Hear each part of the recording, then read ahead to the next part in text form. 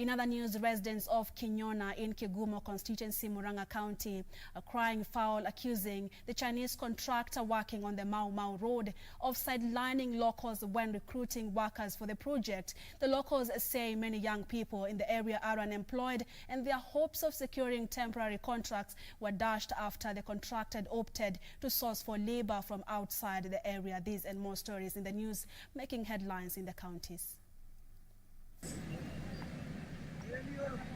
Since construction of 540 kilometers of Mau Mau Road, that is connecting 5 counties of the central Kenya region, was commissioned, locals have been yearning for the project to begin so that they can secure casual employment. But they claim the Chinese contractor has gone against the stipulated rule that 70% of jobs must be allocated to locals. Women also accuse the contractor of gender bias. When a road is being done, 70% of the people, and it's in the contract in black and white, should go to the... In Kericho County, farmers in Kipkelion are counting losses after the National Youth Service officials destroyed maize crops which they had cultivated along the railway line. According to the resident, they had been authorized to use the land temporarily by the Kenya Railways to plant maize.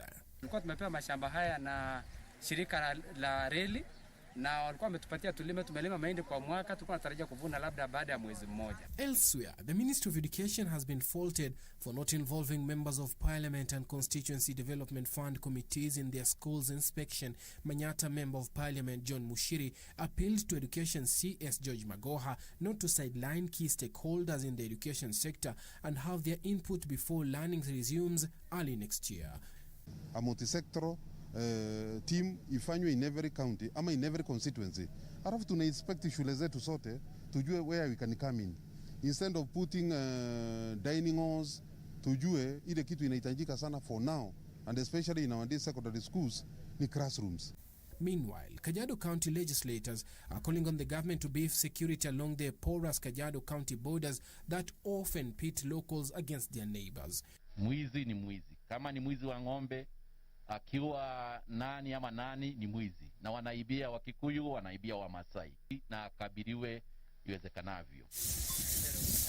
Elsewhere, 47 cows that are part of the 87 animals stolen in Tiamamut village along the border of Isiolo and Laikipia counties have been recovered. The animals, which were stolen from Loibara Ole Mosiani's Manyata, were traced to Liarata area near Wamba in Samburu County. Hatujapata ng'ombe wetu wote. Ng'ombe kama 20 hakuna, na bado tutarudia kufuata vile na wazee.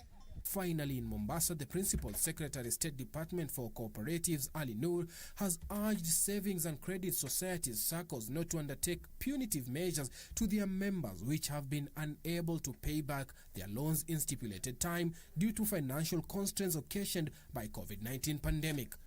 We have a number of policy initiatives that are in the pipeline. As we all know, the National Cooperative Policy was approved by the Cabinet, and we have now pushed it to the National Assembly as a sessional paper and is waiting discussion at Parliament, after which then we will go ahead to implement by reviewing the Cooperative Societies Act. Suleiman Yeri, Channel 1 News.